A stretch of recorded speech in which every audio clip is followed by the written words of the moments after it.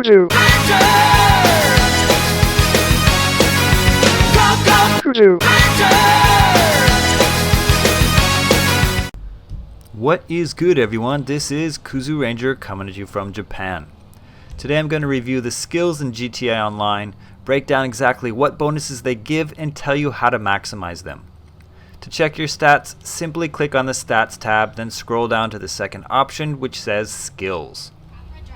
First off, Stamina. This increases your ability to run, to swim, and to pedal a bike without having to slow down and catch your breath. When you start out, you will be stopping very often, and it's rather inefficient to move since you're classified as out of shape. So while this may be extremely tedious to earn for most people, including myself, it is arguably the most useful and versatile stat to have. When you're running slow, you're wasting time getting from point A to point B, so this is a great stat to increase as soon as possible. Now you can increase it by 1% for every 18 yards you run, for every minute you swim, or for every minute you bicycle. I personally tried bicycling for a bit, but then decided to do the rest naturally, since you have to run to your car or to job locations all the time and it's going to go up anyways.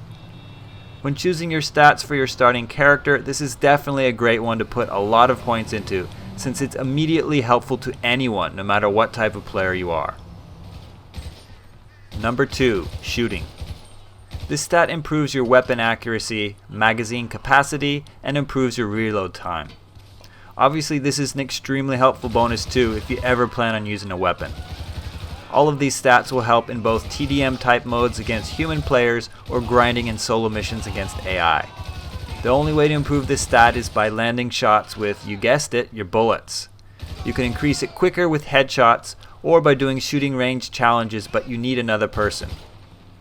With a gold medal you get it up by 3%, silver medals increase it by 2%, and bronze medal by 1%.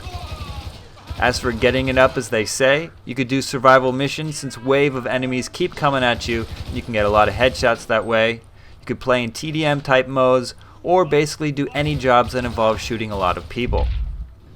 If I could do things over, I would have put as many points into this stat as possible for my initial character build. Next up, Strength. This stat increases your hit damage, improves durability, speeds up your climbing ability, and increases proficiency in all sports.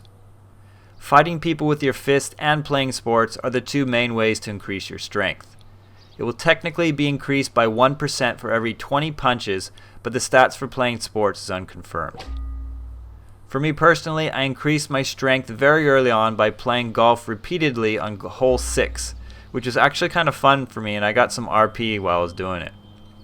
This is not a bad stat to increase when making your character depending on what else you want to focus on. Just remember that. Next up, Stealth. This stat increases your speed and reduces noise while in stealth mode. This is very useful for playing in TDM and similar modes, and if you've ever played a game like Call of Duty, it's like getting dead silence with extra stealth speed as the pro version. To get this, you can practice successful stealth mode and stealth takedowns. For me, I increased stealth early on by simply playing any mission with Gerard as your contact, since cops will not be able to hunt you down. Then you just go to the beach, walk up behind people, enter stealth mode, then take them out quickly. If there are no more people walking around, just run to either the left or right side until they start respawning. I actually had fun doing this just listening to the reactions. Note that this stat is most useful for those wanting P versus P modes, otherwise put it as a lower priority when allocating your first free stat points. Driving. This stat increases your ability to perform trick maneuvers. Really, this is probably the most disappointing stat in my opinion. It would have been awesome if it increased your actual driving abilities like better handling or braking or something. Nope. All it does is give you better control when you're flipped in the air doing crazy jumps so you can stabilize yourself. For a game built around stealing and driving cars, you'd think this stat would be a little more meaningful. Next up, Flying. This stat will improve your ability to maneuver when airborne, much like the driving perk, and it also increases your resistance to wind effects. Also, just like driving, the best way to increase this is simply flying for a long time. I highly recommend Flight School if you haven't already done so, since you can also rack in some very nice cash. I got my meter to 40% just by doing the first 4 stages of Flight School. When making a new character, and if you're a noob, don't put any stats into this as you likely won't be flying for a while, and since you should be taking flight school anyway. Lung capacity. This stat increases your ability to hold your breath underwater. The higher your stat, the longer you can stay underwater without having to come up for air. Note that you cannot increase this simply by swimming. You have to be submerged underwater and not using any scuba gear. One trick to doing this slightly more efficient is to get a bunch of snacks and eat them when you're underwater and taking damage. But unless you're truly interested in aquatic life and exploring the ocean floor, this is probably the least useful stat. I would put this at 0 when choosing your initial character stats. Max health. This is a unique but simple stat that is predetermined by your level and which you have no control over otherwise. Just keep leveling up, pretty easy. You can raise your maximum health meter by 20% for every 20 ranks.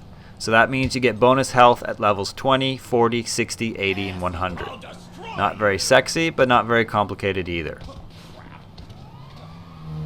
Mental state. While this isn't really a skill per se, I still want to cover it quickly, so let's go. This special stat tracks your behavior online and tells everyone in your session what condition you're in. Killing other players or murdering pedestrians will change your player blip from white to red. Obviously, the more you keep killing, the more this meter rises, and the more people will notice you. There are 5 levels just like other skills, so let me show you what each bar means. What's unique about this mental state, and what's impressive about Rockstar, is that this was a feature included in DLC specifically to deal with all the douchebag griefers going around killing everyone relentlessly. Not only does it alert everyone to watch out for them, it will also place these guys in their own lobby together with players of similar mental states. Honestly, I think that is one of the most brilliant moves Rockstar could have made, keeping things fair for everyone and punishing those without a conscience. Just keep in mind that it's pretty easy to reduce your level. I was up to deranged and got it back to normal by the time I played the next night. And that's about it. Remember that whatever stats you choose for your starting character, there are no disadvantages to choosing one thing over the other. You can max all of your stats naturally just by playing more and doing the specified actions I described. It does take time though. And for those who care, well, now you know why some things are more helpful than others. If you found this video helpful, don't forget to subscribe to my channel and hit that like button. I will be bringing you more job reviews, analyzing more stats, and keeping things real. This has been Kuzu Ranger. Peace.